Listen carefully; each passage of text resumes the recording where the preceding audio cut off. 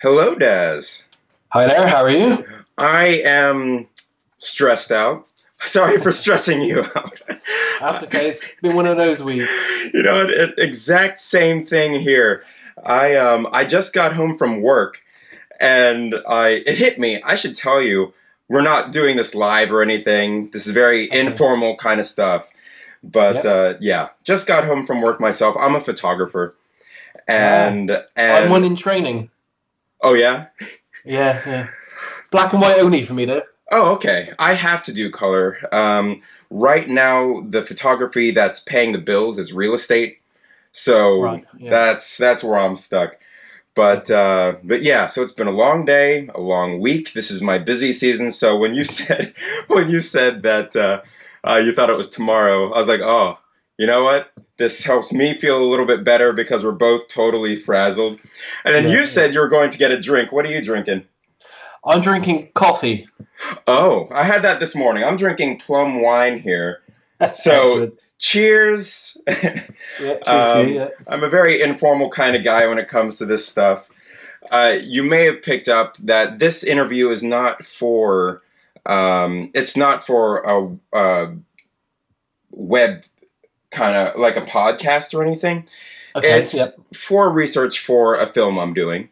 Okay, yeah. So a focus on remote viewing, and so you may have noticed in your group I've been asking some questions that were kind of film related, that Yes, kind of yeah. stuff. So yeah, Is this a script or a film of yours or is it for someone yes, else? it's a script that I haven't written yet. I've been doing a lot of research and Okay. long story as to how I got here, but remote viewing is the topic that I've been very interested in for a long time. Yeah, So okay, yeah. excellent. Yeah, so I figured this is the part of my day I've actually been looking forward to because I get to talk about something I love as Yes, opposed yeah. to real estate, which I don't even want to say that word again today. Well, Um, at least you're doing photography. That's creative, I suppose. yes, Yeah, I need that. And yeah. I had to step away. I'm in a band as well, and I had to step away from that for a bit because the photography was taking over my life. Right, But yeah, yeah. I'll have to give you a link so you can see my stuff. But awesome. it's quite arty because I do a lot of street photography Cool. I have seen some on your Facebook page. and I do lots in black and white. And I recently published my first book. It was self-published, but sold out within like a week. Awesome. Yeah, so I'll send you a link in the chat window here, and Ah, yeah, I'd love that. you could take a look at it later. Okay, yeah, thank you. Okay. So before we start, I'll just let you know I'm not going to ask you a bunch of introductory kind of questions because this isn't really. I think the movie will be focused more on describing what remote viewing is. Yep. Okay. So yeah, I don't like starting at the beginning every time, and I have seen a few interviews with you recently that I'm like, okay, well, he's used to answering a lot of these questions. I don't want to ask all the same ones. It's So fine, honestly. Whatever you need. awesome. Well, thank you so much. Okay, so I'm going to record and do a little introduction for you here. It is Wednesday, 2nd of May, 2018. Okay. All right, you ready? Yeah. Is it okay with like if I drink as we do this? Oh, go for it. Yeah. Excellent. In fact, I'm going to grab one more swig of this. As I said, it's been one of those days. Yeah. I did an interview 2 nights ago for Jeff Rents for the Rent Show, and they messed up the times, Uh-oh. and I ended up staying up the entire night. It started at 4 o'clock in the morning and finished at 6 in the morning. Wow. So this week's been a bit fuzzy since. I can imagine. I've noticed that on occasion when you respond to my comments, I imagine it must be in the middle of the night for you. So I had Yeah, no idea yeah. what your sleep schedule's like. It's Mine's okay. also I'm crazy. used to late nights, but that was a couple of days ago, and that was a kicker, and it's made the rest of my week go just a bit fuzzy. Wow. Well, I'm not going to keep you up too late tonight, and hopefully we'll just It's have all right. some fun here. Whatever you need, and if you need to come back and do a repeat one, or if you need to ask by other questions and stuff by email, I love helping people out that are true and they want to do something with remote viewing, so I'm happy to help. Awesome. Well, thank you so much for that. I really appreciate your time. And everything that you've put up on the webpage. So that's all been really awesome. Good. Yeah. I've spent a lot of time between your page and um, farsite.org. Yeah. It's been ridiculous. My girlfriend's looking at me, just kind of, are you ever going to spend time with me again? So it's been weeks of just reading through as much as I possibly could, and I've watched almost all of the Farsight movies now, except for I still need to download the Phoenix Lights Okay. Yeah. and one other. No, there. Okay, there are a few that I haven't watched quite yet, but Yeah. You do know that some of them are available on YouTube for free as well. yes, I've gone through the whole. I'm kind of obsessive, so and I don't sleep all the time. So if I'm in bed, I've got my phone right up above me. I turn the brightness down so I can watch it and not wake her up, Yeah. and I just research until I'm out cold. Okay, I am pleased to introduce Daz Smith, a very prominent remote viewer. He is the creator of RemoteView.com, as well as the Facebook group Remote Viewers and Remote Viewing. He has released the magazine 8 Martinis, as well as published 4 books that I believe are available on Amazon.com. Anything you'd like to add? No, no. Other than I've been doing remote viewing myself for I think 20. This is my 24th year. I pretty much know everyone in the field, as they say. The magazine's for free, so anyone can download that and use it as they wish. And just let anyone know, who gets to listen to this, that anyone can do remote viewing. It just takes a little bit of practice and natural talent. Awesome. And I guess for the viewers, I'll say I'm not going to ask Daz what is remote viewing and all the training kind of stuff, because I think for that you can refer to his webpage, remoteview.com again, and you can find out a lot of the basic information right there. So we're going to go ahead and jump into a couple of different types of questions. Okay. So you said you've been remote viewing for about 24 years. Yes. And so, about how long did it take you to become really proficient with it? Well, that's a good question. I would say, I mean, I'm quite lucky, and I'm different from a lot of people doing remote viewing because um, I've always been interested in the paranormal, and it's been acceptable in my house to be so. So from the age of 10 onwards, I read all the books and was very interested. But from the age of 15 to the age of 21, I trained in every classical psychic technique I could find, which was like mediumship, clairvoyance, channeling, tarot, divination. So I had a background in all those before I found remote viewing. So I was a little bit different from most people. So I would say I had pretty much established my natural ability by that stage anyway. And then I found remote viewing in 1992, but it was still secret, so no one could actually get training until it became public in 1995, 1996, which is when I trained. And I would say to be really good, I'm trying to think back now on my first experiments because they were terrible. I would say to be really good and really confident in myself, it probably took 8 to 10 years. Um, and it's more a confidence than anything. It's a confidence that you believe that the data that comes in is true data and you don't question it. And that takes a long time to build that confidence in yourself to do that. Gotcha. Okay, so what is it that, well, I guess I was originally going to ask you what is it that drew you to the practice, but now I'm curious, what is it about remote viewing that made you stick with that over other psychic techniques? That's a good question. And I tried everything else, as I said, and it was good, and I always got results from it. But what I found with remote viewing was, I mean, there's two things really. There's always this because it was a military project, and people were psychic spies. It's got that air of mystery and thing to it that attracts people, especially men.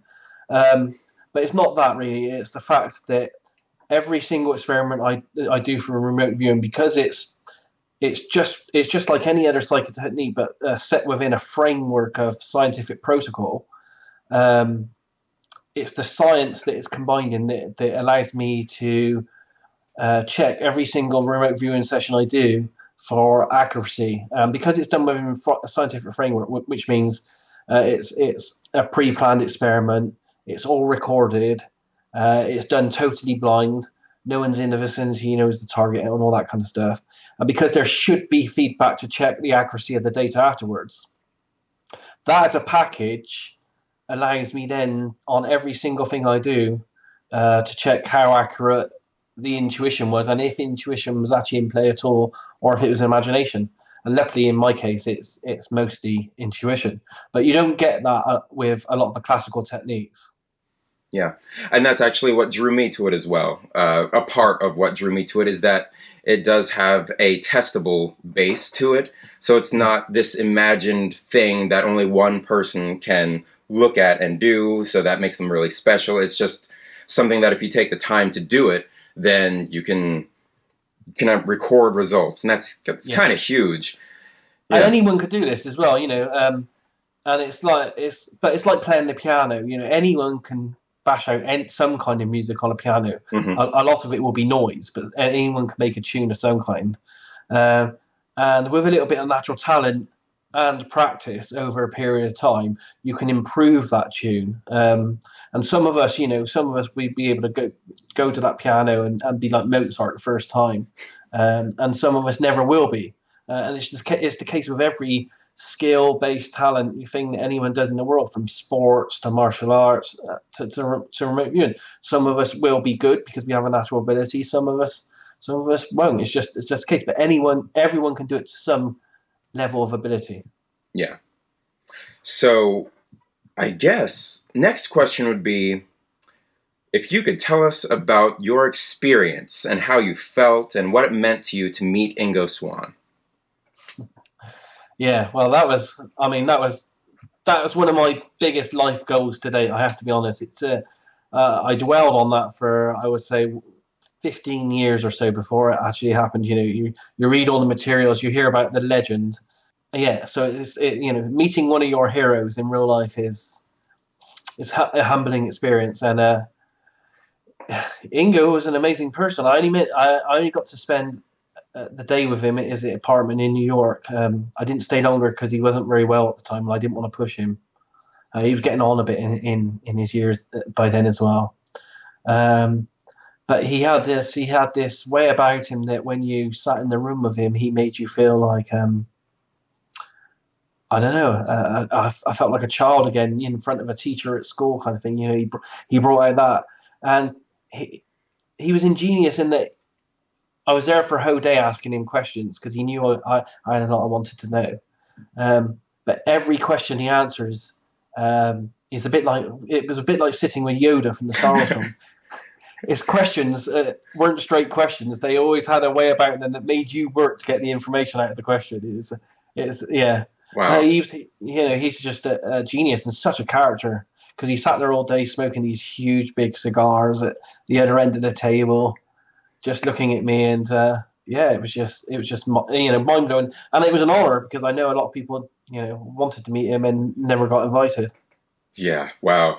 Um, Meeting a hero is there's not much. It's kind of hard to answer for me. Sometimes it's kind of hard to answer that question. I've stood in the same room as heroes of mine, and I've gotten Yeah, to interview a few people, which just gotten really lucky. I guess when you are a photographer, sometimes you can put yourself into certain situations where an opportunity will open up. yes, And it's yeah, just kind of cool. And I guess just to divert from the interview for a moment, this whole thing with Skype, the yeah. fact that you hop on Skype, you find the group of people that you're trying to research more about, and you find out, wow, I'm not alone in the world. I've got somebody I can actually talk to about this stuff. Yeah, And then yeah. next thing you know, a couple weeks later, and Skype call, and you're talking with somebody on another continent. And I mean, the people that are starting this today just don't realize how good they've got it. To be honest, when I started researching remote viewing, it was in the early days of the internet. So it took like 2 minutes for a picture to arrive on screen. There were no documentation. There were no websites. But when we started, for 2 years after it went public in 1995, no one would put a CRV manual online, controlled remote viewing manual. So no one had any manuals unless you took training with the military guys, and they were all based in America, and they charged thousands to do so. So it was a really frustrating time. All we had back then was 14400 modems that used to dial in on, and it used to take 30 seconds. And we had internet kind of bulletin boards where you could leave messages, and some of the military reviewers, if they felt like it, might answer your questions. So it was very hard to learn back then. I mean, nowadays with me, myself, and Dick, and Farsight, and everyone putting videos online, it's got to be so much easier for people to learn this because we just don't have any of that at all. Yeah. It's shocking how much material is between yours and Farsight.org's page. Is just it's kind of everything you really need to know. One of the big reasons this interview is more focused on things outside of, well, how does remote viewing work? That gets up into the big stuff, and I'm not asking a bunch of quantum physics questions either, because I've followed a lot of that. That's going to go into a direction that I'm actually wanting to take the film in. Okay, so going to get some of the answers out for you there. Yeah. I watched interviews with Edgar Mitchell and a bunch of people who are starting to touch on the quantum physics of it. Yeah, and that's my theory. I believe it's quantum. I don't think it's spooky or anything. I just think it's quantum physics that we're not able to comprehend yet, and we're just starting to grasp it slightly. The tip of the iceberg. But I think it's it's nothing magical in it at all. It's just quantum physics that we just haven't understood yet. But that remains to be seen. But that to me is the most likely theory that's floating around out there for it. I agree. The physics of it is... I've always been a fan of physics just in general, since high school.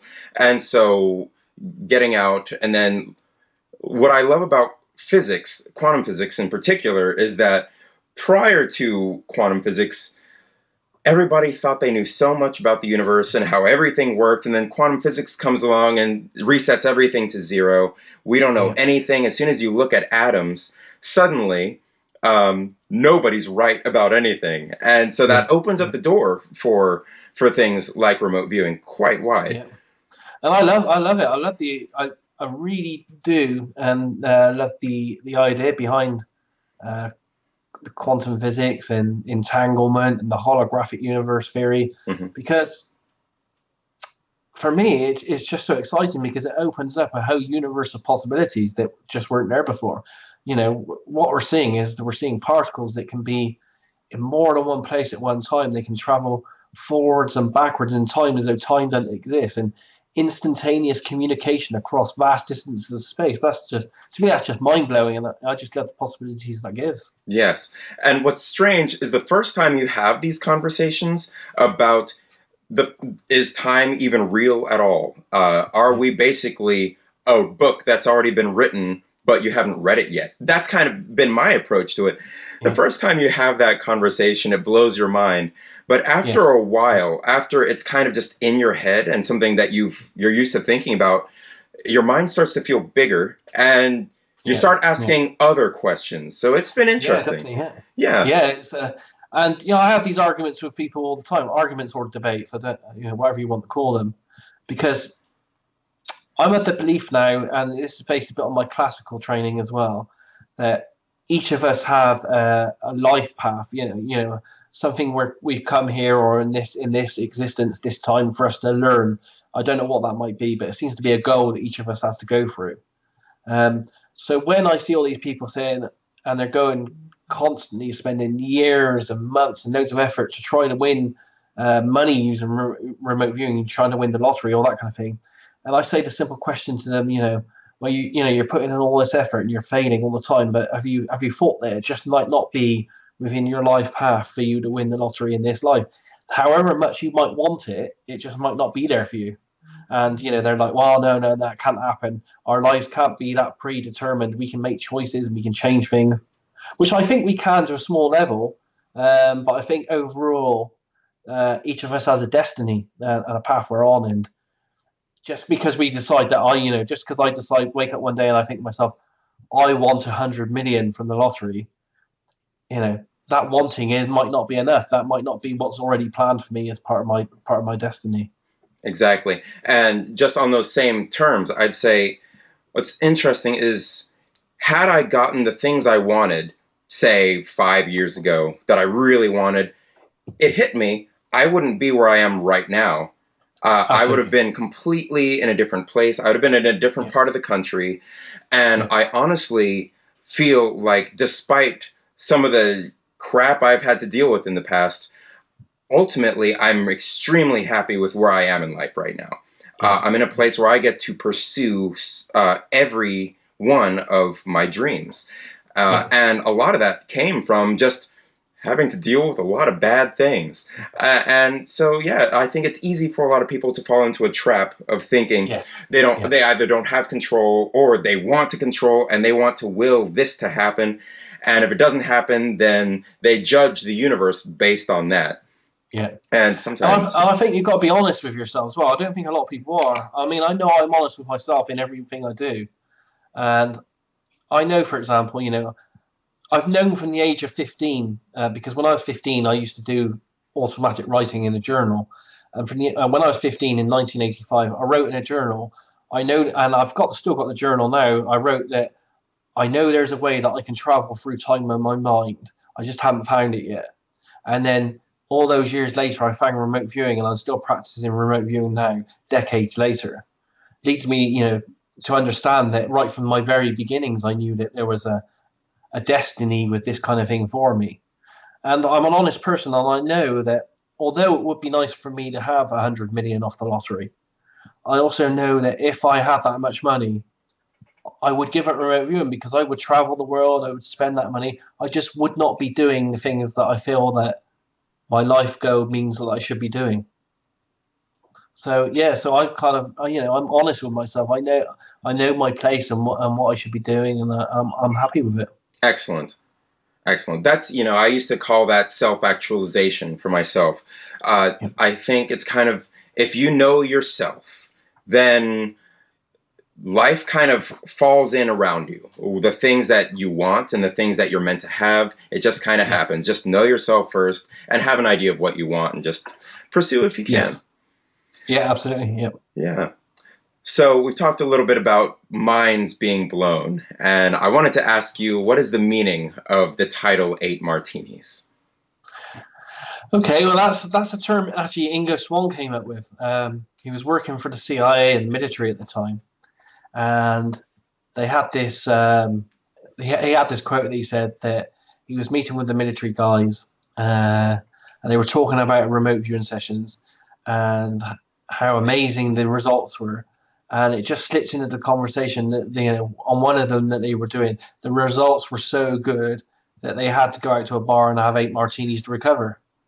So that kind of always stuck in my mind, and I asked him. I said, "I'm making a magazine. Can I use this in my magazine?"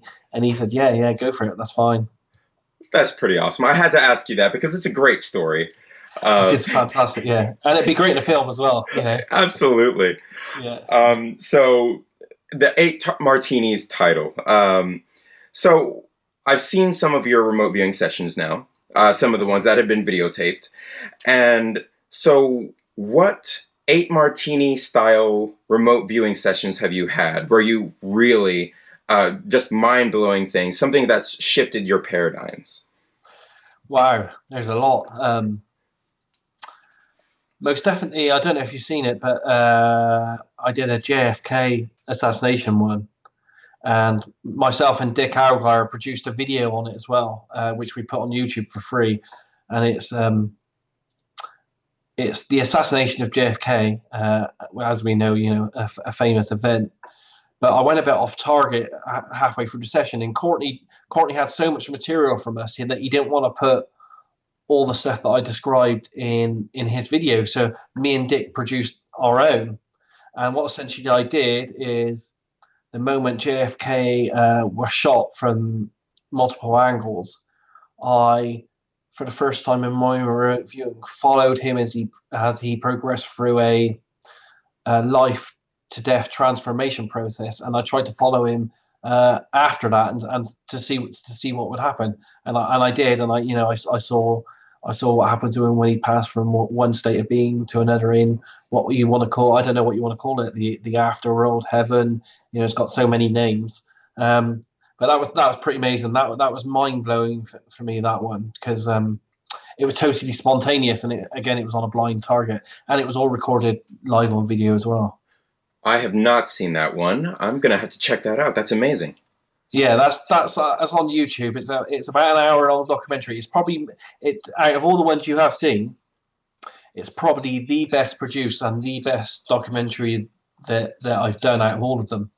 Yeah, so it's like the day JFK died or something on YouTube. If you just do Daz Smith JFK remote viewing, you'll find it. Awesome. I think I have, while scrolling through these things on YouTube, I think I've seen that, like the moment JFK died, something like Yeah, that. That's it. Okay, yeah. I passed that one, and I'll return to that one when I. That's my favorite. Yeah, Awesome. it's so well produced by Dick and myself, and the data in it. Just being in someone's, or I would say you're in someone's mind, but you're not really in someone's mind because it's quantum entanglement. But just feeling like you're in someone's mind and seeing them progress through a moment of death and horror to then go to an instant state of total peace, calm, and love, and then seeing them transgress from a physical state to an energy state, moving through this place that was just undescribably calm and beautiful, and then seeing other forms coalesce around him as he met friends and family on this other side of existence. That was the best one yet, I think. That's awesome. Okay, I'm gonna check that one out next. Let's Excellent. see. Off the top of my head, actually, I'm not about to remember this now. I could tell you all the ones I've watched already. I'll come back to that in a little bit because Yeah, I've been through a bunch, and there's so much material on the there is. Yeah, websites that it. Yeah, there's so much to be done now. I mean, visiting recently, we visited Area 51. That was pretty I stunning to watched that describe. one. Yeah, Yeah, I like the way I described all the levels and what's happening on every level of this alleged underground facility. The Phoenix Lights one, that's another favourite of mine because I like that one because it has solid feedback. Because we know that event actually happened. hmm We know there are multiple witnesses from all around Phoenix itself, from different areas, so you can triangulate all their experiences. There are photographs from all around the city. There are video films from different parts of the city. So that for me is a really good one because you have all this physical evidence. You know something was definitely up in the sky that night. So then all you have to do is tie that in with what we get as remote viewing data to see how accurate you are. Other than stuff that we can't feedback on, which are who was driving these craft type of thing, I think we were extremely accurate on that one as well. wonderful, awesome, and that is one I'm probably going to be asking you about in regard to the next question we have, or Okay. the next question is, I think, my first bigger question for you tonight. Yeah. I'd like you to say, let's see, what have I written here? In your life experience, what is the scariest target you've ever remote viewed? Okay. Scariest. I I don't know. I would say I probably have to say. I mean, because I don't get scared, you see, really, hmm because I know I'm detached and I know it's not happening to me.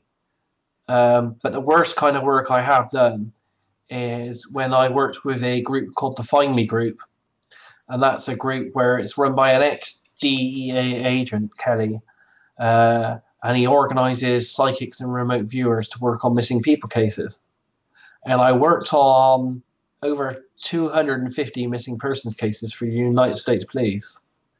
But one of the cases, and I'm not sure it's been resolved, was working for the United States Police and I think some FBI agents, where they believed, and I had a spreadsheet with all the victims on it, where they believed there was some kind of very strange, something very strange happening, where they had a list of what they thought were 180 male victims across multiple states of America, which they felt that was in such a pattern that it was being done by a single person or a group or an organization. So that was quite. It wasn't scary, um, but just all those missing people cases together are quite hard to do because you pretty much every single case you're working on with a missing person is someone that's been murdered, mutilated, raped. hmm But the 180 people one was very interesting because they had they probably got more now, but they had 180 cases on record, and they were all males. They were all between the ages of 18 and 25. They all died in or near water, and it was completely strange. And the data I had on that came up with some kind of massive conspiracy that was happening at some kind of college level, with some kind of, I don't know, it's like some kind of almost like a cult type thing going on, where it's like an initiation type thing. Very, very scary data. I don't know where that went, or if they believed it and stuff. But yeah, just the fact that it was the police were linking 180 cases to one crime was quite shocking. Yeah, that's pretty terrifying. Yeah. Just try and imagine that there's a group or a person that would do such a thing. It reminds me of Suspect Zero. Absolutely, yeah, it's very much like it. And I was working with Kelly, and he came to me. He said, "Okay, here's the database." I had a spreadsheet. And he said, "We need you to remote view these to see what happens." And I was scrolling down the spreadsheet one day, and it's just like starts off at 1, and there's like a description, there's a picture, and where the person was last seen and what happened and stuff. Scrolling down, and the spreadsheet just would not finish. It went to 180, and I was like, "Kelly, I can't do 180 remote viewing sessions." I said, "This would take me 10 years to do." So I had to find a different way around it. So I had to work with Kelly, and we had to find the single case that had the most evidence that I could work back from, and to see if I could, see if I could do it from that one. And that's what I did in the end. But yeah, my stuff was pretty weird on that one. And I think the case is still ongoing, to be honest, because it's some of the dead body areas. The alleged killer left a symbol marked on the walls and all kinds of stuff. And so it's a very strange case. And I don't know, because I left the organization after about 5 years. I don't know if they ever concluded any of that, and I haven't seen anything in the press. Wow. Okay. Well, thank you for sharing that with me. I'm a little more scared than I was before I asked the question. And we got a bit like Suspect Zero, and you got this kind of stuff's on the edge of cutting edge. I mean, when I'm tasked to find a missing person, that missing person in some cases has actually been the killer. Because the killer is missing and they're trying to track him down, and you don't know what kind of connection you have with that killer, or if they have a connection with you. And what happens? You think to yourself at times, what happens if your data gets out and he finds out that you're providing data? But there's all kinds of other stuff as well, like the legal ramifications. I mean, how legal is it to follow someone and describe where they are to the police against their will? Does that infringe on their human rights? I don't know. Yeah, I mean, it's the police that's asking us to do it, so I guess not. But yeah, there's all kinds of questions, ethical questions that need to be asked with everything we do with this. And that, what you just said, I think I'm going to ask you later, or maybe I'll just ask you now. You bring up the ethics of remote viewing, and one of the questions I was planning on asking you was, what are the dangers of remote viewing, and then what are some of the really positive things that can bring it in? I think the dangers would stem from the mental state of the remote viewer, really, and their belief system. I've seen remote viewers that, let me see, how can I term this, aren't that capable of dealing with traumatic events, death, destruction, rape, murder, that kind of thing. So they're not very good at dealing with that in the first place. But when you mix that with people's belief systems, like their religious systems, and even if they got a healthy mental state themselves, in some cases, I have seen and I've heard stories that it has negatively affected people and made them go off on a tangent, or maybe even given them, something along the lines of a minor breakdown or something. So I think there are dangers that way. So I think I think the person that's doing the remote viewing, if they're going to go in those directions, or even if they're doing any direction that's in the real world, really needs to be of a healthy mindset and a healthy constitution about their belief system. If you believe in demons, the devil, and God, and all this is evil work, then you kind of manifest that in what you do. And so you have to be very, very careful of your state of mind, I think. Gotcha. That makes a lot of sense. And it's... I don't think anyone should just say, okay, I want to be a remote viewer and do it. And I'm just about to start my own remote viewing mentoring and teaching. And I've stopped. I've been asked to do that for the last 20 years, and I've always said no. Um, but recently, I've come to the conclusion that we need more properly trained remote viewers, so I'm going to do it. Um, and I don't know if a lot of trainers do this, but every person I'm gonna hopefully train, I'm gonna have them answer a few questions first and fill out a form or something to to let me know that they're of sound mind and they're capable of doing this. Because once you get into remote viewing, it not only does if you're not mentally capable, it can affect you that way, but it's going to affect everyone because it changes once you realize that this is actually real and you can do anything and go anywhere. That changes your whole belief system.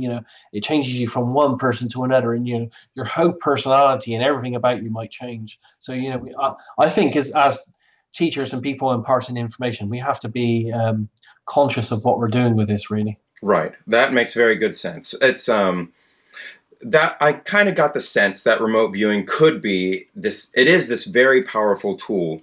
You put yeah, there are so many powerful tools that can be put in the wrong hands. Just the yeah, smallest thing. Oh, recently Facebook. Now that is a tool that can bring people together. There's so much good that can be done, and then you hear about those who are manipulating others yeah, through it. And so, no matter what you do, and no matter how good your intentions, anything can be kind of yes, twisted. yeah. And remote viewing, uh, I would like to think that in the future, remote viewing will be adopted to such a level where you have to discuss privacy issues and things like that. Yes, absolutely. Yeah. And that's and that's the reason why. I mean, if we go back to the Facebook thing, through Facebook and email, I get asked, I don't know, 20, sometimes 20 to 50 times a week if I will do targets for people. And, it gets a bit droll because I constantly have to say to them, well, no, I don't know you. You could be someone that's wanting me to do espionage. You could be a terrorist for all I know, asking me to remote view what the CIA or the DIA are doing. You could just be someone that wants me to look at your competitor in business and give you trade secrets on what they might be coming up with in the future. So I just can't do targets for people willy nilly that I don't know and I don't have any trust with on the internet, because that's just unethical practice Exactly. and dangerous. Yeah. Yeah. Yeah. Because you Because have you to go can't in go to blind. prison. Yeah. Yeah, you have to go. You can't go to prison. For as an example on this, many years ago when I first started remote viewing, I started training a group of young women here in Bath, and as I was teaching them, we had a couple of cases in the local area of a rapist in the city that was raping young women.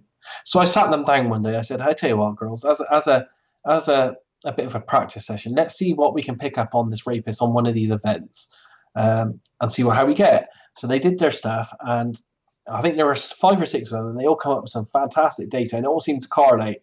So I sat them down. I said, "Okay, what should we do with this?" They said, "Well, let's try sending it to the police, see what happens." So I sent this information to the police, and before you knew it, I had the police at my door questioning me, and I was then made a suspect Oh in the wow. case. They wanted DNA, they wanted fingerprints, they hassled me for 6 months because I was then a suspect just for handing over information. So you have to be very careful what you do with this kind of stuff. That is a very important thing for anybody watching this video. I'm going to make sure this gets into what I'm putting online, because people really should have a good sense of what they're doing, what they're getting into, and all that. And what you just described really pinpoints Yeah. the nature of why you don't just accept a job on Facebook. Somebody comes to your page and says, "Can you remote view these numbers?" And then you have no idea what you're about to look at. Yeah, I mean, it could be some deranged man or woman that wants to find their partner because they've left them or something and wants to kill them, Exactly. and you just Terrifying. don't know. Yeah, you're just handing over information, and even though you're not probably handing over a GPS coordinate or something, you just might hand over something, some small piece of data. Something like it might say something like a pink house or a house with a pink door, and that might just be the one clue that that person needs to do whatever they need to do. So you have to be very careful what you're doing this. And it's as the saying goes, isn't it? With great power comes great responsibility, kind of thing. You have to be very careful what you're doing this. And a lot of people online are a bit flippant with it, and it's very hard and very tiring to keep telling them over and over to calm down, take it easy, try to work ethically, try to work within the protocols, and try to be honest and as ethical as you can with this thing, and careful. Yes. All right. Now, I'd like to ask you about something I've noticed in some of the videos I've watched on remote viewing, where somebody's been remote viewing a target with subjects, and then that subject very rapidly notices that they're being remote viewed, and sometimes reacts, sometimes cuts off the session, things like that. And I wonder if have you had these experiences yourself? I I think that happens to everyone else. I haven't had that experience in remote viewing, if I'm totally honest. And we've had a big discussion about this online recently, because someone else claims that they've seen evidence for this. But and I've read the entire CIA archives, Stargate archives that they released, 93,000 pages of information, and I've been studying this for 2 decades now, and I've seen tens of thousands of remote viewing sessions. And the evidence that I've seen that someone at a target site has actually allegedly seen a remote viewer is anecdotal, and it's I couldn't even describe how much of a small percentage it is. It's probably about 5 or 6 sessions, and those sessions are always to do with ET type creatures, which you can't feed back on because there's no actual feedback on if the event took place. And if you can't feedback on it, you can't tell if it's intuition or imagination. Um, but it is very possible, from if anyone does any research on UFOs and abductions and all that kind of stuff, it is very possible that the ETs, if they are there, and it feels to me like they are, do have some kind of very strong telepathic psychic bond. So if anyone could see a remote viewer or notice a remote viewer was viewing them, it would be an ET race. But I don't think it's across the board or anything. I think that they're rare cases, and we can't feedback on them yet. And I'm glad that you brought up the feedback, because that's actually one of the things I really wanted to talk with you about. It's something I appreciate about your approach when you're online. You're always talking about the importance of feedback to verify what you're remote viewing. Because there are a lot of people online right now who have remote viewed aliens, all these various things. And without the feedback, you really have Yeah. nothing solid to go with. It's very dubious, and I've done loads of those myself. Half the targets I've done for the Farsight Institute um, have very scant feedback. So I personally try to warn people as much as possible to take this information with a piece of salt for now, until sometime in the future when we have enough feedback to actually say, yeah, that piece of data was correct. Then you have to be wary that it could be imagination. And I have an example that, if you have a minute or so, that I can tell you on this. Absolutely. To expand this, I collected over this last year 3 examples going back over a decade. And what they did is they led me to do my own experiment. And what I did recently, I asked people on Facebook if they want to be in an experiment. I had 10 people say yes. And I created a remote viewing target, and I created an event in my mind. So I sat down at this very desk here with the type pad open, and I typed into the type pad, because I didn't want this target to be physical in any way. It didn't exist, only as words on my computer screen. And I typed up on my screen, okay, this is going to be a fictional UFO event. A triangle UFO is going to land in a field near my house. 2 creatures are going to get out. They're going to have a talk. Then they're going to get back in their UFO and it's going to fly off. So the whole event was fictional. It only existed in my head. And I set that as a remote viewing target. All 10 of the remote viewers came back with sketches of a triangle UFO that landed, and with the lights and physical and this kind of stuff. They couldn't tell it any difference in that target from any other target they'd ever done. It felt the same, felt like they were viewing a physical thing.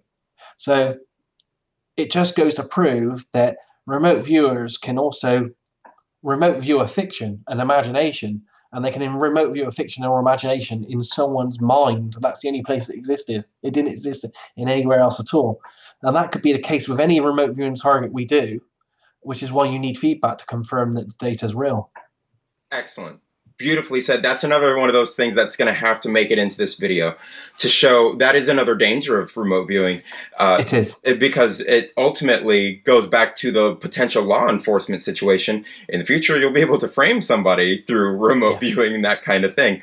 So feedback is tremendously important. So that's something I really understand. And I know that there are a lot of people on Facebook that want to say, well, why do I have to ask permission for this? Why can't I post this? That kind of stuff. And I think what you've just said really kind of lays it all out there.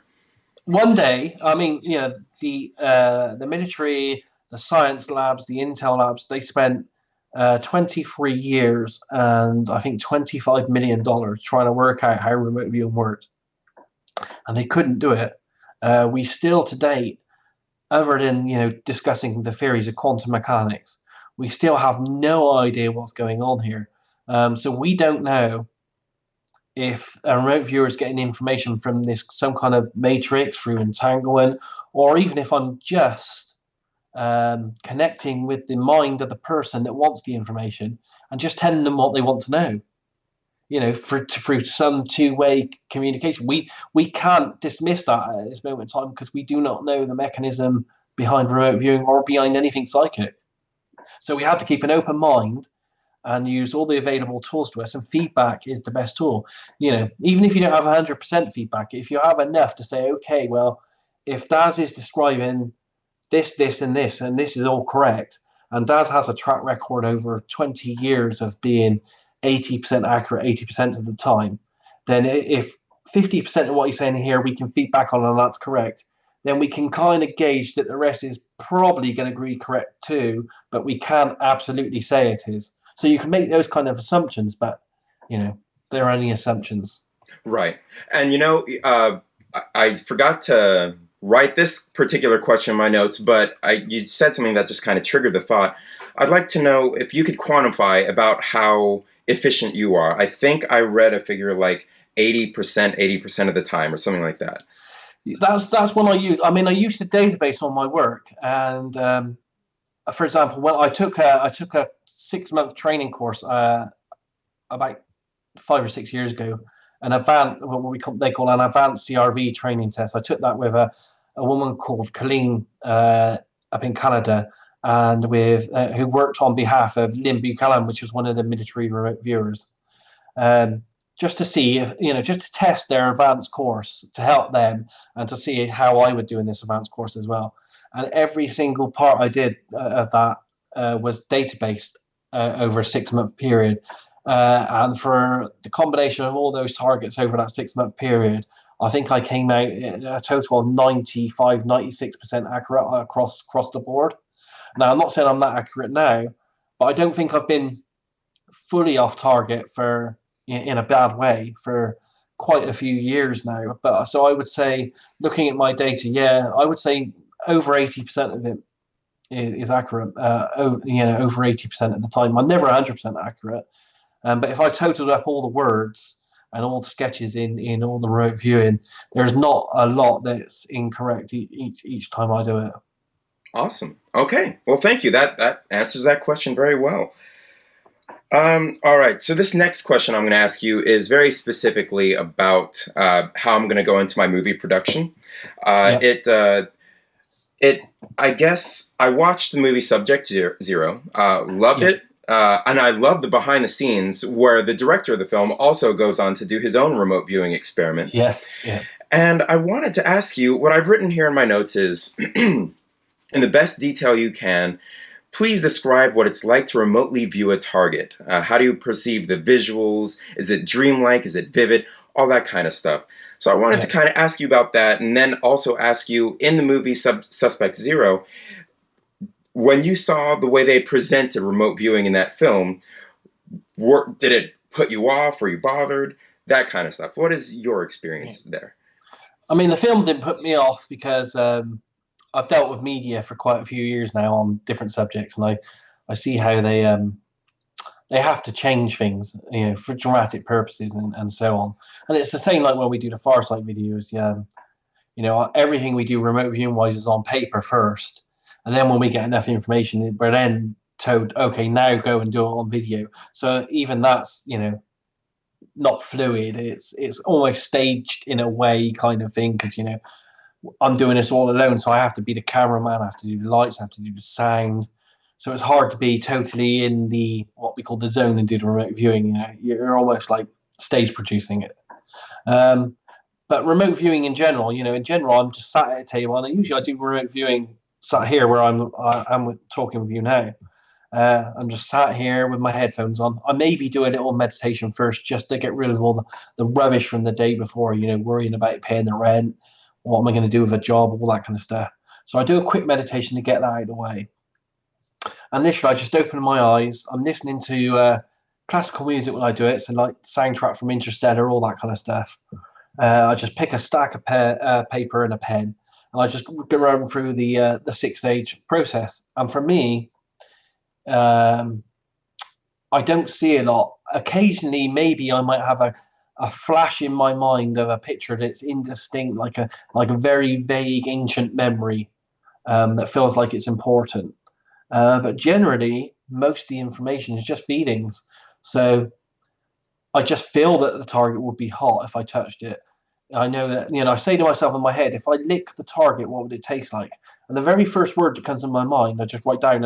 And I've been doing it so long now that I don't question it. I have the confidence in myself that whatever comes in first, I just write down and that's correct. And I don't sit there going, oh, no, it wasn't hard after all. What was it? It can't be hard. It has to be something else.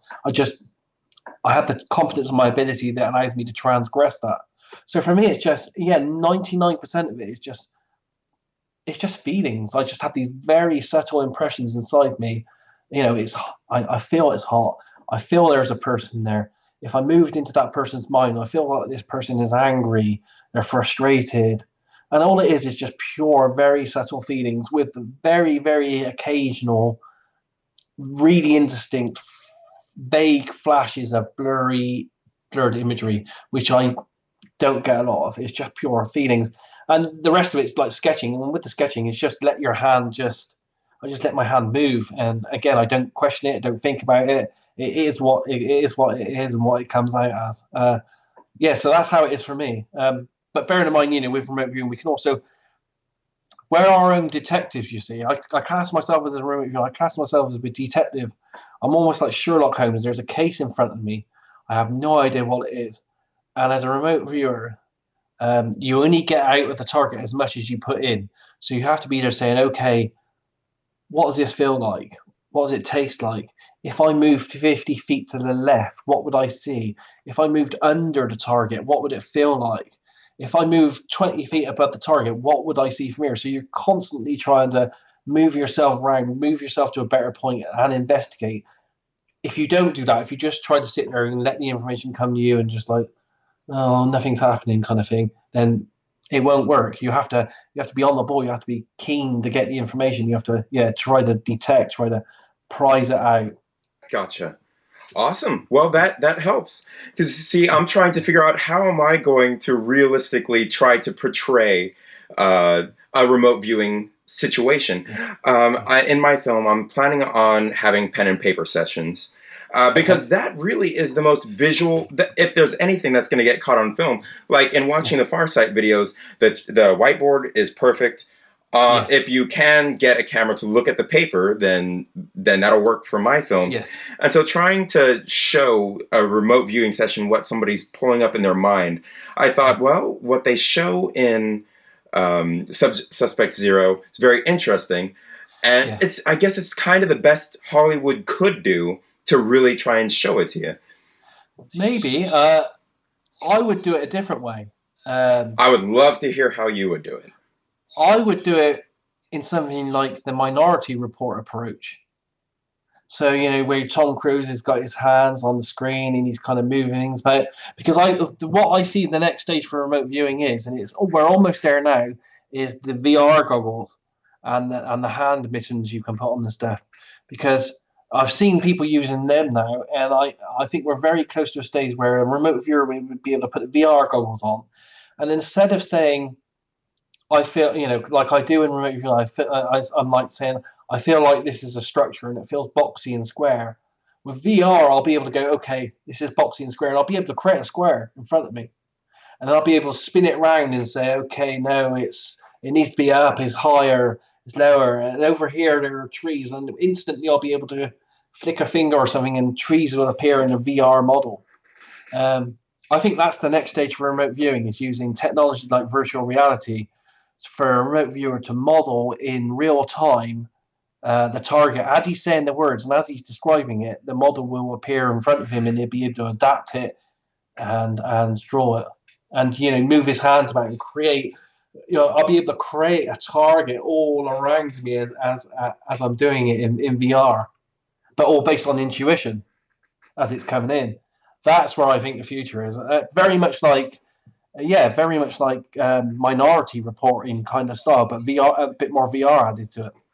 I have a huge smile on my face for a very good reason. You said it, but let me go off camera for just a moment here. All right, here is my Oculus Rift. Excellent. And what you... That's the machine. Yes. What you've just described is very much like what I'd like to do with my film. I'm very much wanting to make this film about future applications for remote viewing in this world where we have things like Skype and virtual reality. And what you just described is exactly an approach I've been thinking about taking for it. Because outside of the Oculus Rift, there's also, off the top of my head, I can't remember it, the expanded reality where you're not watching an enclosed video, but you can interact with kind of the room around you. That is huge. And I think that is the future of augmented reality. Yes, that's it. Thank you. Yeah. That is exactly the approach I'd like to take to making this film, and so thank you for we just connected. I think that's where it should go and where it could go, and for films, I think that would be amazing because, and not just for films, but for our technology as well. I could kind of create my part of the puzzle, and have a half constructed VR model, which could then be just like slid and passed or emailed or whatever to the next viewer, and they could, their data could add to it, and you could get 4 or 5 remote viewers, and then just get some kind of supercomputer or something that puts all the pieces together and slots it together, sees all the overlapping data, and looks at all the, because we know where technology's going, where you have algorithms that can analyze words and keywords and all that kind of stuff. So you can have all these algorithms that working on the data that's coming in from remote viewers and create this 3D picture of what these targets were, and I think that's the future. I don't think. Well, we haven't got the kit, but if I had 10 million or 100 million in research money, the things I could do for remote viewing, and I would include virtual reality and augmented reality, and I think that's the way to go with it. That's the next step for it, I think. Awesome, and I believe the software. You say 10 million, but I've seen some software already. So, the software with the. I'll go off camera again. The software with the Oculus Touch, these little devices here. I've seen the painting programs where they just paint in the air really quickly as they see things. I think that technologically, the software is already in its early stages. It's so close to being here and it's so great what you just described. Everything you said puts this huge smile on my face because that is the approach I wanted to take in my film. Yeah. And visually that would look stunning, I think. Yeah.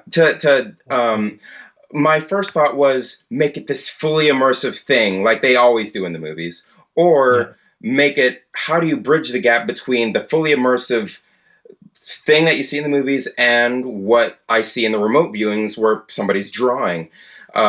So what you just described is exactly where I was thinking about taking it, and it was kind of one of the questions I had. What would be the future of remote viewing? And what we're seeing right now with virtual reality It's just such a perfect combination. And Yes. Yeah. sometime when we have more time, I'd love to tell you my process behind how I come up with film ideas, because it's very Okay. similar to all this. It's very Yeah. artistic. Yeah. And I told you that I would only interview you for an hour, and we are at that hour right It's all now. right. Yeah. If you've got time and you want to continue, go ahead. I'm I fine. I would love to, and I won't keep you much longer. I've just got a few more little things to go here. Yeah. Um, On what you were just saying though, it's a great belief of mine, and this is through research. I haven't got a lot to back this up. Is anecdotal, um, but based on my own experience, being a creative, being a designer, artist, photographer, um, and knowing the people I know within remote viewing, including the person that created CRV or remote viewing, Ingo Swanwick, who was a great author and artist himself.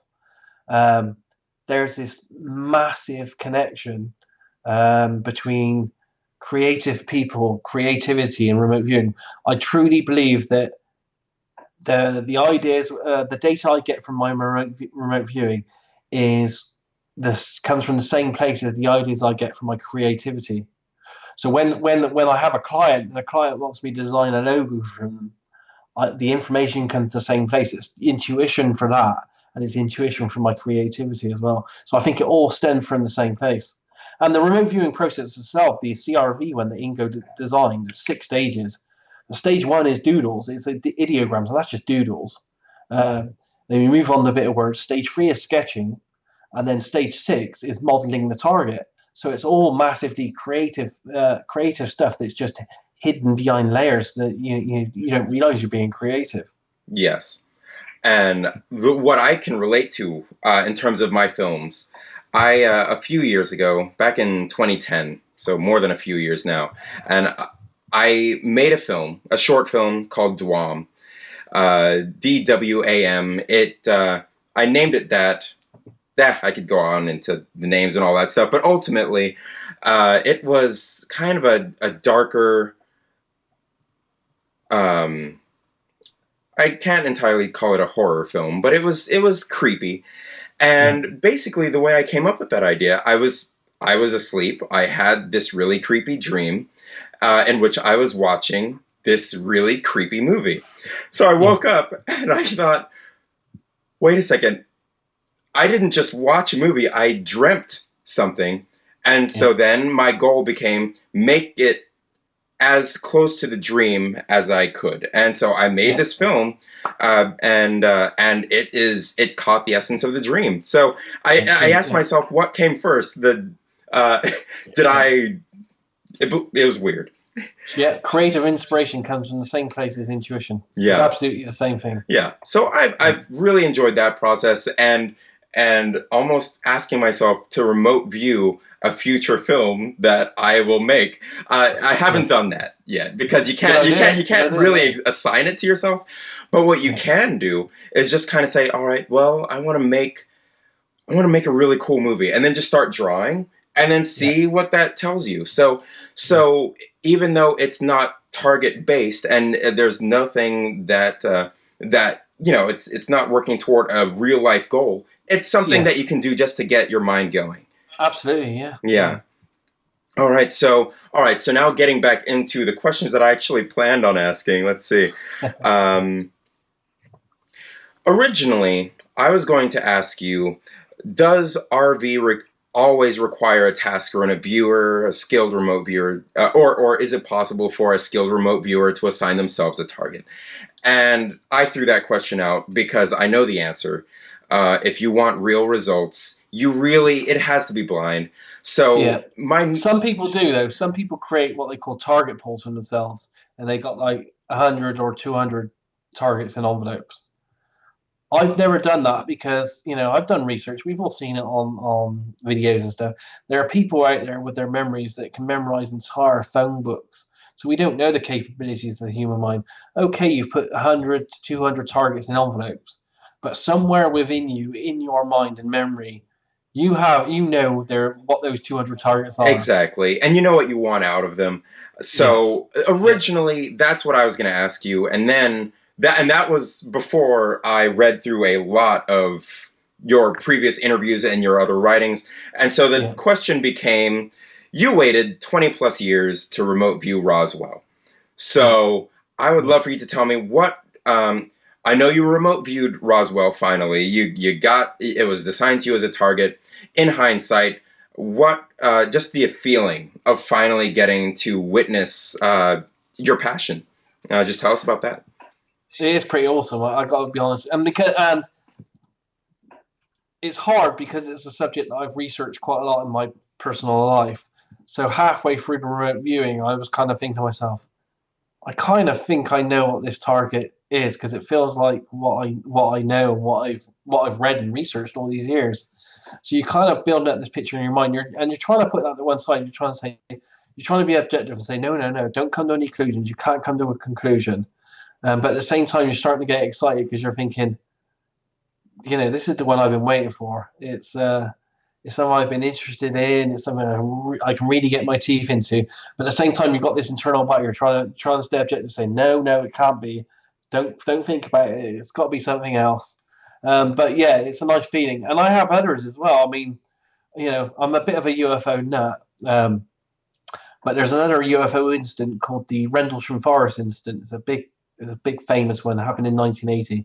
Lots of really good evidence from that because they recorded an audio tape as they were watching the UFO. They took radiation readings. There were depressions in the ground. The UFO came down. It scraped a tree. I think there were 10 witnesses. There's official documents detailing what happened. So there's lots of really good feedback evidence for that one. But again, it's like it's been 24 years now, and no one's ever given me that one as well. So that's another one that's on my list that I'm waiting for. And there are others as well. Like I've never been given the Loch Ness monster, or never been given Bigfoot, or anything interesting like that. It's just like, oh, when am I going to get it? And I would love to self-task. I have so much I would love to look at, like Atlantis, all kinds of stuff. But I just can't ethically do it, knowing that it's in a target pool of mine. It just wouldn't be right. Exactly. And it's frustrating, really, knowing Yeah. that somebody has to have. There are plenty of people that have that same interest. And Yeah. having to wait for them to think it's important enough to finally come at you with it is. Yeah, that's kind of insane stuff. All right. I think I'm just going to ask you one more question here. And this question is not even so much an asking you. It's in seeing a lot of interviews, you've done a lot of these interviews now. What is the question that no one ever really asks? What should I ask you that there's so many low-level questions out there, and then there's that awesome question that you'd love to answer if somebody would just think to do it? That's a good question in itself. I just don't know on that. I guess no one's ever asked me,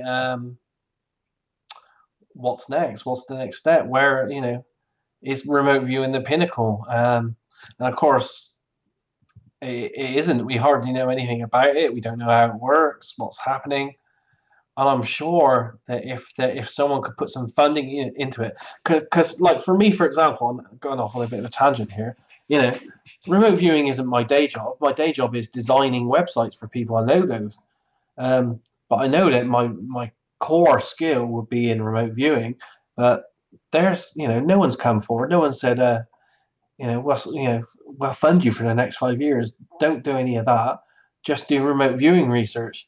There is no money out there for this kind of thing. But if there were monies available and you got a core group of really dedicated remote viewers and scientists together, I'm sure that we can really push the boundaries and find out what's next for this. Really explore the possibility, because I myself haven't even touched on the occurrences of what we call remote influencing, where a remote viewer or a psychic can actually leave an influence or actually influence and affect physical things in the universe. And I've done that once myself. I remote viewed a target that was 350 miles away from me. That was a random event generator, and in the exact moment I was remote viewing it, it didn't show random results anymore. So I know that this happens. It's just that there is no money, there is no funding for us to explore these possibilities. So yeah, the big question is, what's next? Where can this go?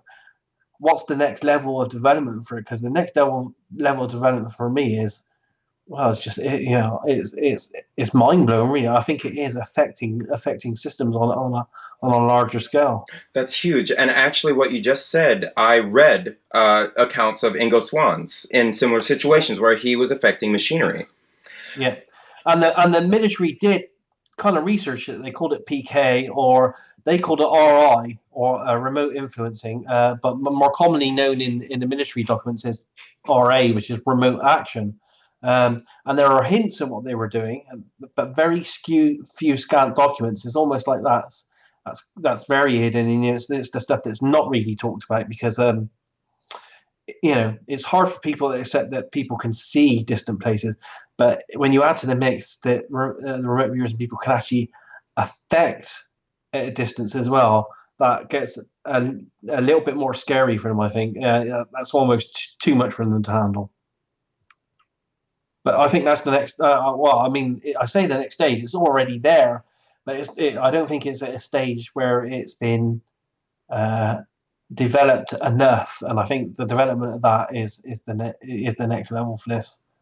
And it seems like some walls need to come down in people's thinking first, so that this can be approached in, so that more people are aware of remote viewing and they are less fast to immediately go, that stuff. Because that's everybody has that reaction that they want to jump to immediately. And if there was just some way to slow people down and say, wait, look at the paperwork and the numbers behind what we found, then that kind of thing. And so that's that's all part of my upcoming film project. So, and I can understand it in a way because we are a primitive society. There's no doubt about it. There are people out there killing people and hurting people because different colors and different creeds, and it's just if they just understood that everyone in the universe is connected, it would be a so much better place. But at the same time, we're living in a world that's is based on based on military might and secrets. And a lot of these people, are very scared that their secrets will come out. The very mere thought of a person being able to sit halfway across the planet and being able to read or get at the thoughts and the secrets of an individual scares the bejeebers out of them. And I can understand that to a degree because our whole society is based around that. Absolutely. Yeah. I guess it kind of also goes back to the whole situation of if you have a powerful tool, then how many people are immediately thinking about how to use it improperly versus that there's just so much fear in every direction. And some of it might be based on the differences between cultures, what people want to get out of things. But I don't know. It's kind of, there's a lot. There's so many different discussions that we can have that can offshoot from what we're talking about here. And this is all in its infancy. The applications is just amazing. I mean, the remote viewing medical stuff I've done as trials, where a doctor has set me a target, and I've had to work out a whole new procedure way of doing this. But we've actually worked out ways where we can actually go through the entire body at whole different levels and pick up problems within the body. And I've got a couple of examples on my website where I've been completely accurate in even with my very limited knowledge in diagnosing problem areas within someone's medical conditions.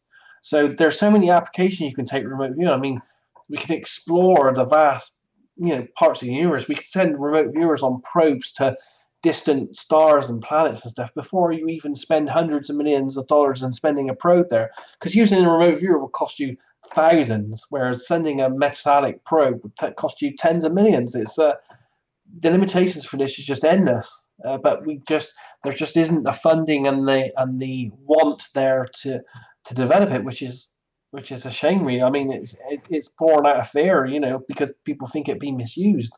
But if you could just get a core of people out together that want to use it for humanity reasons and research rather than for the bad stuff like spying and nefarious, looking at what your competitors are doing. I don't want to do any of that, Why can't we have a team of remote viewers like me that spent 6 months trying to find a cure for cancer? I'm sure we could do something. Exactly. It's mind-boggling. But the Cold War, it war seems to inspire advancements. So It does, yes. there's that, and I guess we have remote viewing as through the military as a result of that. Yes. So that's nice. In this situation, it's almost like the war gave us something quite positive, Yes. though that something probably existed. It existed long before the Russian situation. They brought it back into the mainstream to an extent. So I Yes. guess there's that. There's that duality there, but There is. yeah, it would be nice now that we're not past it. So we're not past it. No, we're not. So And that's what really annoys me with the overall community, because I know hundreds of people in the remote viewing community, and the vast majority of them, their main goals when wanting to learn remote viewing is how much money can they make? Can they win the lottery? What can they bet on? Whereas I'm like, whoa, why would I want to spend 6 months looking at horse racing bettings when I can go anywhere in the universe? The world is our oyster. We could do so much good if we put our minds to it, but there's just not enough people out there that have the same thoughts. there's so much that doesn't matter. It's almost like if there's somebody who had the ability to remote view, they'd want to remote view to see if their spouse is out there goofing off, or if something is about to happen on Facebook. They look at it in the smallest possible way, and that's been driving me crazy. It drives me crazy. I can't believe it, and I can say without doubt, in the 24 years I've been doing this now, I've never ever thought about, wanted to do, or even done a personal remote viewing to do with myself or anything that boring. It just does not appeal to me. It's hard to want to focus on something that doesn't matter. Yeah. And there are answers out there. There are things out there that are so huge that are life changing, Yes. and Yeah. in and of itself, remote viewing, to admit that that's real in the public sector and have people jump on that. Now that in itself is a huge task, and it's mind-boggling. If people could just get their Yeah. minds around that, it would be a start. I mean, the amount of damage I could do, and I say damage in a good way, the amount of damage I could do to all our faults and fears and possibilities, if I had the funding to have an organized group of 10 to 15 remote viewers for 5 years, the things we could do would be mind-blowing. The areas we could go, in science development, medical development, viruses, exploration of the universe. There's just so much we could do, and there's so much data we could get. But at this moment in time, the funding and the will for the people, because everyone like me, the people out there obviously need an income stream. It's just not there as a backup to get that group of people to be able to do these kind of things. Hopefully, one day it will be. Hopefully, we'll come across Robert Bigelow or Bill Gates type benefactor that will say, "Hey, I got 50 million. Here you go. Choose your team. Let's see if we can crack some of the world's biggest problems, like where to get water in Africa." And it's easy. It would be easy to do with a team of hardcore intuitives, but the will is just not there at the moment. But hopefully, it will be one day. Exactly. Well, Daz, I'd love to thank you so much for taking the time out of your night to have this interview with me. It's been great chatting with you. Awesome. I really appreciate it. So, to the viewers of this documentary, that's Daz Smith. Check out his web pages and stay tuned for the movie. So, I'm going to cut the interview section there and get into an off-the-record thing with you, though I'm still recording. Okay, that's all right. Here's an off-the-record thing. So the interviews that I'm conducting now are kind of the phase 1 of my film production. Yeah. And phase 2 is to actually remote view several certain targets. So at this point, I would like to do one of two things with you. One, and go either way. One, ask you if you'd be interested in participating, if I could hire you to remote view a subject. Or two, if you weren't comfortable with that, I could just tell you what the movie's about and get kind of your thoughts on the film concept. what might be a better way is because remote viewing always needs really good taskers and project managers. Is we could work together, and if you want some remote viewing done, I could organise a group of people that I work with as me as a project manager for you to get them to do it, and then give you whatever data they come up with. Get a team of 5 or 6 people on it or something. Awesome. I am all for that. If you'd like me to share the idea with you. Yeah, go ahead. Yeah. You already mentioned it. In the end, when I was asking you about what questions I should be asking. Okay. I've written up a target, and this is an off-world project. The film is an off-world Star Trek-like project where you would be remote viewing things that we will be visiting in the coming decades. Okay. Yeah. And so the target I've written up, if I could share that with you now, is the moon Europa. If you're familiar already, I've written it up. I wrote a basic identifier, just some random numbers, because I came up with this target last month. And I wrote this up based on your outline in 8 Martinis. So I wanted to try and get this right here. So the cue I've written, and you can let me know how this would work. I've written... The remote viewer is to go to the optimum time and position / location to describe and sketch any living organisms or biological activity in the liquid ocean beneath the ice of Jupiter's moon Europa. And so I was thinking about including an image of Europa, maybe. Yeah. That's just for basic feedback, but yeah, it's not it's not key. Yeah. Right. So I was thinking. The movie is about this. It's about sending remote viewers to Europa, and what we have soon is I think between 2020 and 2025, they're planning on sending probes to Europa. Some of them with ideas of melting through the ice to search specifically for signs of life, and others that are going to stay in the atmosphere and make passes.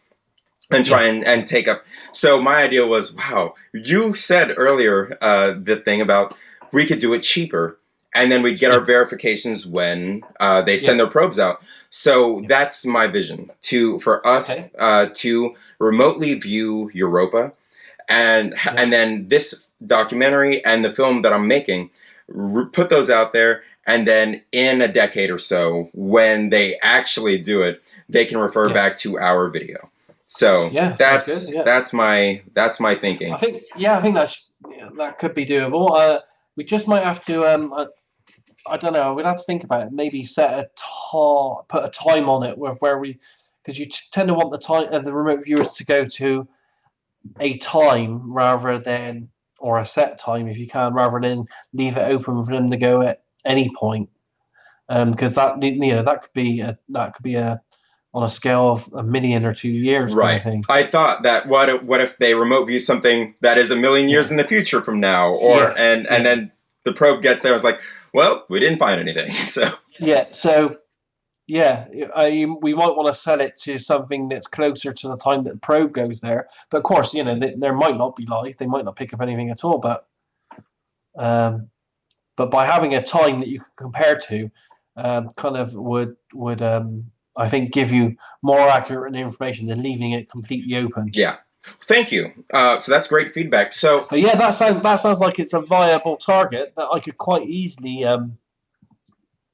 It's not got feedback at this stage. I mean, but saying that, we do have a certain amount of feedback. We do know that there's a planet called Europa. We do know what it's made of. We do know what the atmosphere is like and all that kind of stuff. So if they come back and say there's lots of liquid, it's cold, or blah blah blah blah blah. I would say we have a 50 to 70% of stuff that we can verify with known feedback. The only stuff we don't actually know is what is under the oceans at this stage. But the rest, if the viewers all come back and say, oh, it's a cold place, it's remote, it's up in space, it's a planet, I'm below the surface, if they say all that and then they say there's life, you can kind of not take it to the bank, but you can kind of be pretty confident that they're on target there. Excellent. And that's Yeah, thank you. That's exactly what I'm kind of going for with this. And yes, if you would be interested in helping me through this process yeah, and yeah. I pulling some can see. viewers. I can work as the in between person between us, because then it's not fully what we call double blind, because I'd be the tasker and I'd be in between and I know what the target is, but at least they wouldn't have direct communication with you, the actual proper project tasker of the tasker. So I could do all this. I could gather all that, because this is what I do for clients. I could gather all the remote view and put it together in a report, write a summary, and present it all to you and stuff. But yeah, I'm sure we can do that probably through the Facebook group, or I can go to some people I know are hardcore remote viewers.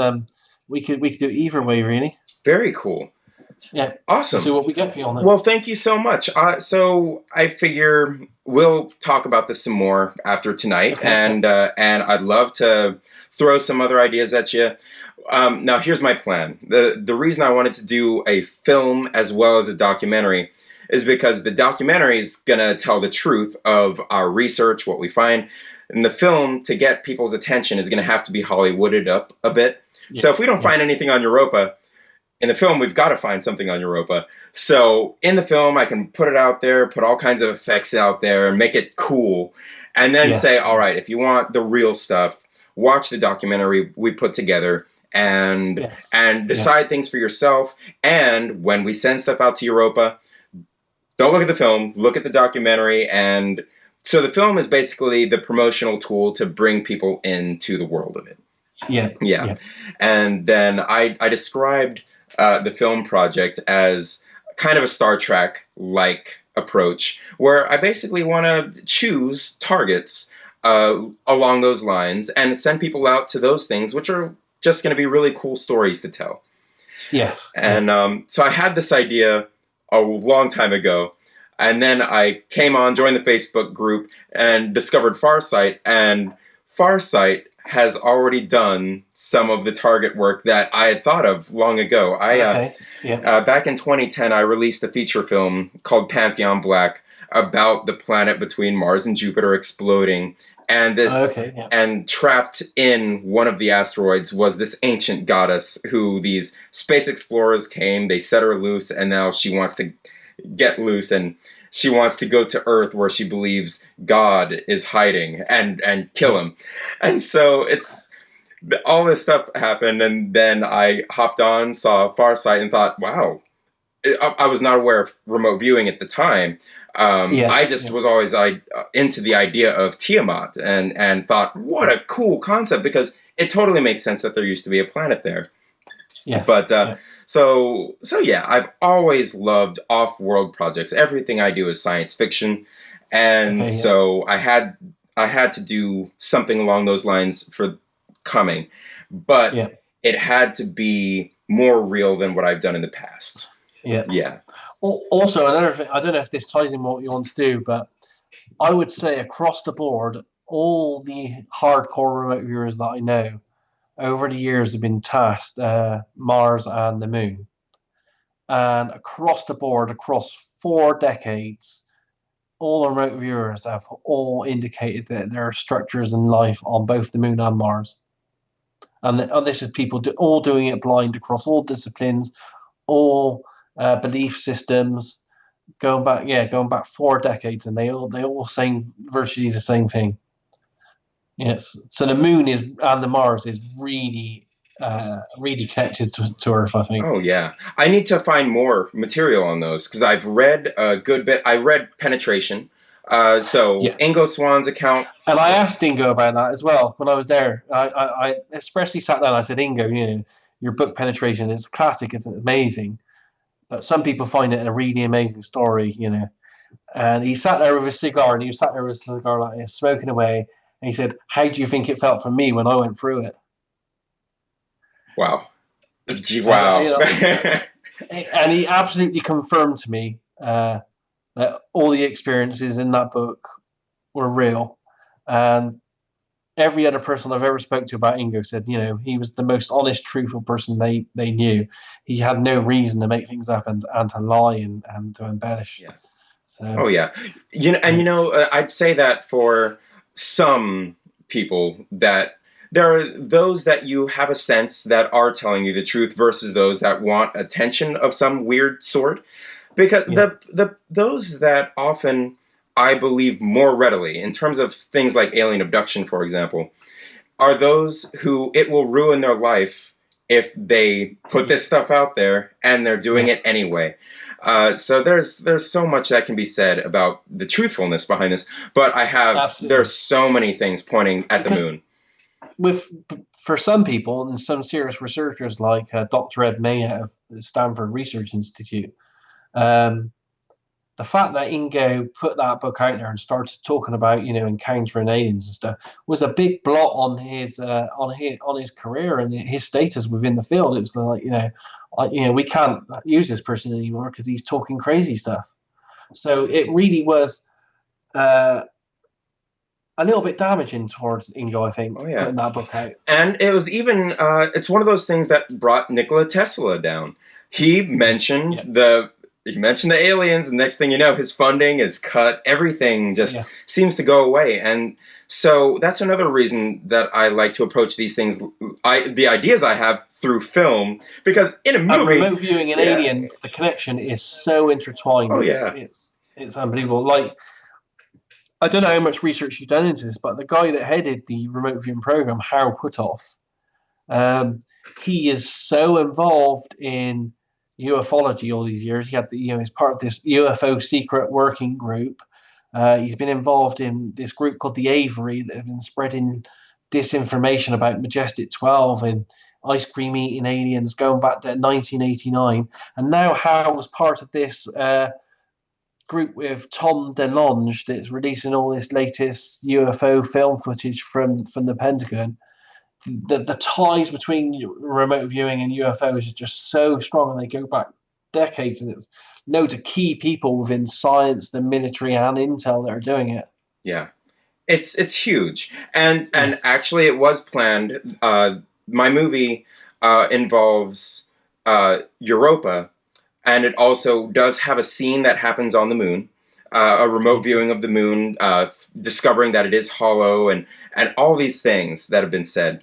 Because I've read a lot of books on this subject. Yeah, there is a great book on the. I think it's called "The Moon Is Hollow," and there's another one called "Our Bases on the Moon." That's a classic as well. Yeah, there are Yeah, so yeah, many, and then there are so many documentaries saying the same thing that I had yeah, to throw that in there as well. And one of the things that I think really spurred me to want to make this film prior to bringing remote viewing into it, because a few years ago, this was a film that was focused on just the moon and the structures on the moon, and yeah, it was about astronauts going to the moon, and then a whole dramatic thing was going to happen that I was writing up.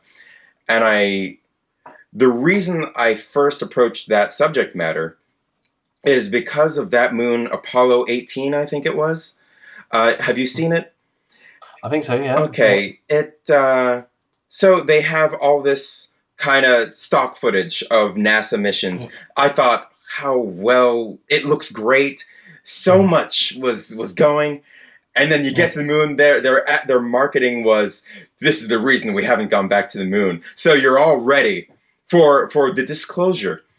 yeah. And then the movie's about rock spiders on the moon. Like, wait a second. Did we did they really take it in that direction? And like Yeah, yeah, the idea of these rocks that turn into little spiders and get in your helmet. Yes, it's creepy. There's that one creepy shot in the movie where it's in his helmet.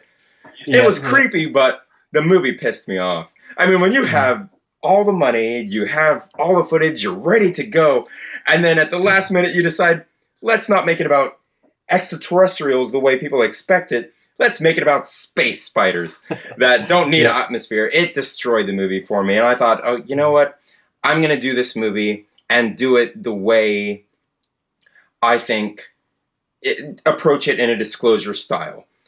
yeah. Because Excellent. yeah, it can't be big moon monsters. It's got to be at least pay attention to what the conspiracy theorists are saying and satisfy a group entirely.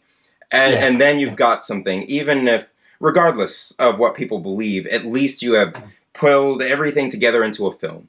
And so that was my original goal. And that goal actually is what led me to discovering Ingo Swann and on into remote viewing. So that's what brought me here today. Excellent. Yeah. Did you? You've probably come across it, but have you seen Ingo Swann? And there was another guy that works with it, but two of the psychics worked the Jupiter. They looked at Jupiter before the probe had ever got there in the 70s. I have not seen this. Yeah, Ingo Swann, and I can't remember the other guy. There's another guy, I think his name is George, another famous psychic, both on different parts of America. They were tasked to look at the planet Jupiter, I think in 1977, 1978, and they did all this prelim stuff before they sent a probe. Okay, yes, and they found the that Jupiter has a ring. Yes, I didn't connect it in my head when you asked. That, but they did do other planets as well, but I don't think the stuff that they did on that's publicly available yet. I've seen hints of it, and I've got some of it, but it's not. Yeah, it's not in the public domain. Okay. Yeah. I see. Wow. But they did quite a few excursions to different planets, and I don't know if you know this as well, but Ingo Swann had a website called Supermind Biopowers, I think it was called. Okay. And he had this graphic for years. He had this graphic on the top of the website, and it had a little symbol. Well, it looked like a symbol of the universe, the solar system, with a little marking on it. I think he called it M42 or M32 or something, and no one knew what it meant for years. And then after Ingo died, I spoke to his webmaster Tom, and apparently Ingo had done a remote viewing probe and encountered some kind of alien presence or craft at this place called M42 or something, and he put it on the website in hope that when someone would RV it like he did, come up with the same thing, and then he would release all this information. But because no one ever did, he never released the information. But that's interesting as well. But yeah, the graphic's still on the internet. You can actually see the graphic. I can't remember what it's called, M32 or something like that. But that's an interesting story as well. I've never seen any, because I got access to some of Ingo's papers and stuff like that since he's died, because they're trying to archive them all. And I haven't seen anything about that experiment yet, but that would be quite an interesting one as well. Okay. Well, I know you're really busy between Farsight and cryptocurrency. So I know I couldn't ask you for too much help with my film project, but I would certainly love to send you perhaps just basic ideas for targets, and not all targets that I would recommend sending out to people to actually view. I'm going to come up with a whole bunch of targets for the movie. And possible sequels for the movie to keep it, for the marketing purposes. Have a bunch of cool things out there that I don't intend to hire people to just get all of them. Yeah. But I would be very interested in any ideas you had as well. Yeah. Something that you think would be cool for a movie. Some specific spot on the moon or Mars. All that kind of stuff. Bearing in mind that a lot of this stuff that we're talking about... including some of the, I hate to call them ETs, but the life forms that interact with us are most probably multi-dimensional as well. So they're not, physical in the sense that we think they are. So there's that avenue that could be traveled as well. Right. I love what remote viewing does in terms of opening up the ability to tell a story. Yes. I'm a huge Doctor Who fan. And the fact that remote viewing allows for that complete crossing of time and space. Yeah. The time thing alone, being able to almost time travel backwards, but more importantly forwards in time, although the forwards is less accurate.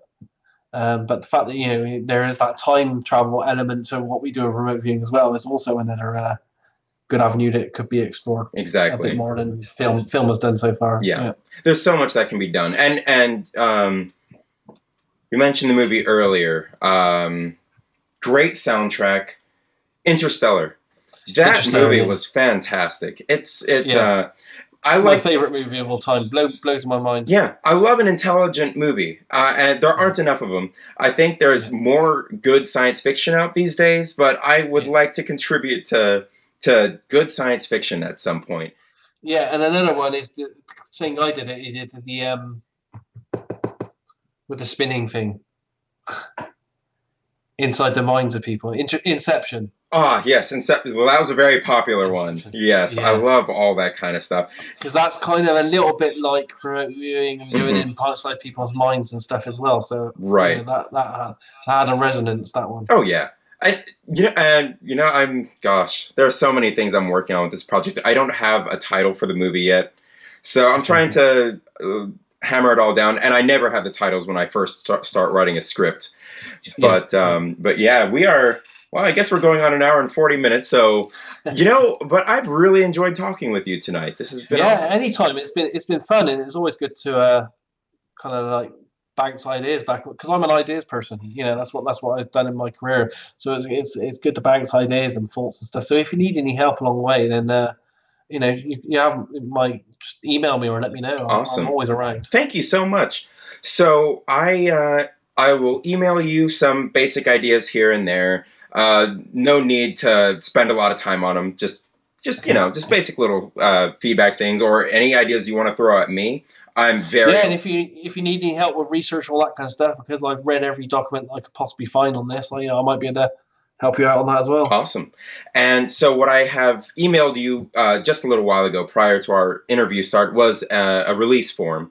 I So that did I see could that. Yeah, so I yeah. could cover you in there. No race, no I rush. have a better email address.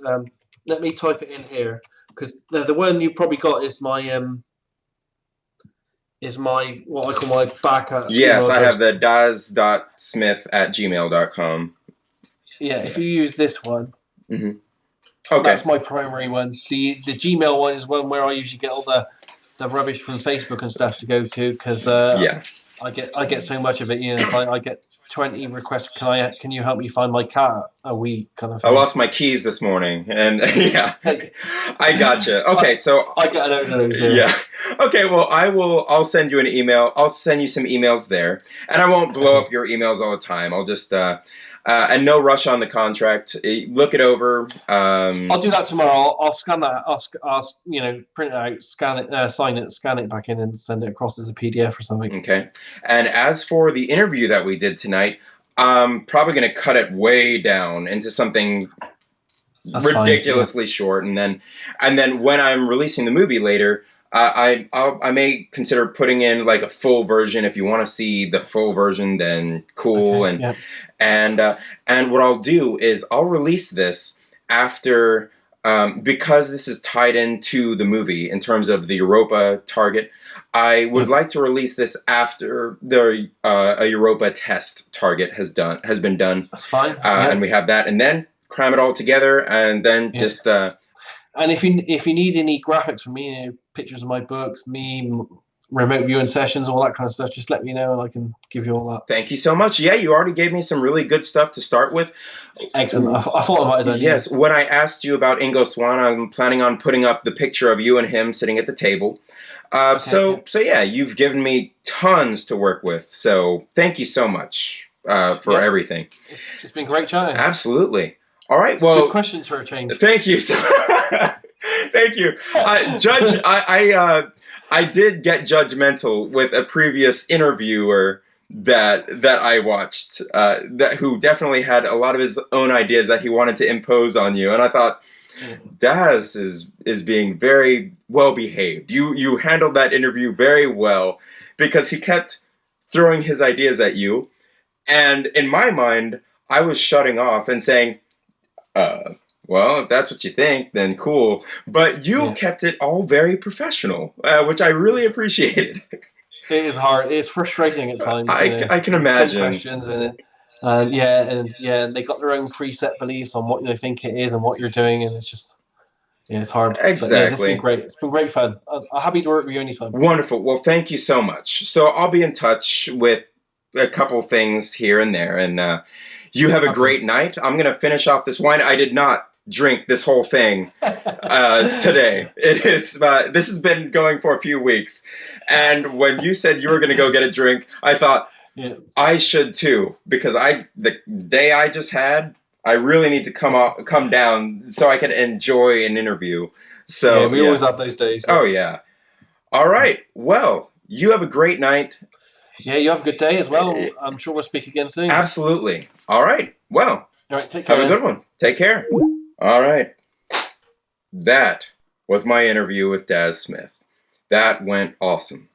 That went awesome. And Skype, thank you. When I was a kid, I had a pen pal in another country. I don't even remember what country that was. And imagining the ridiculous difference between the world I was born into and right now. I'm approaching 40. I'm 38 right now. And the world has gone from an internetless, playground filled, and Toys R Us filled world into this world where people can instantly connect over thousands of miles. I just met a very cool person who's all the way out in the UK. And I'm in Richmond, Virginia, in America. And we just had a real time conversation. That was awesome. The biggest difficulty for us at the beginning of this conversation was the time difference. I miscalculated the time difference between America and the UK, and yeah, things got a little confusing. But I'm so glad everything worked out. So thank you, Skype. We're living in an incredible time when the technology has really empowered us to do amazing things. Daz and I are talking about exploring the solar system together. That's off to a pretty awesome start. And we could do it for such little money. We'll see how this works out. All right. I guess that's it for now.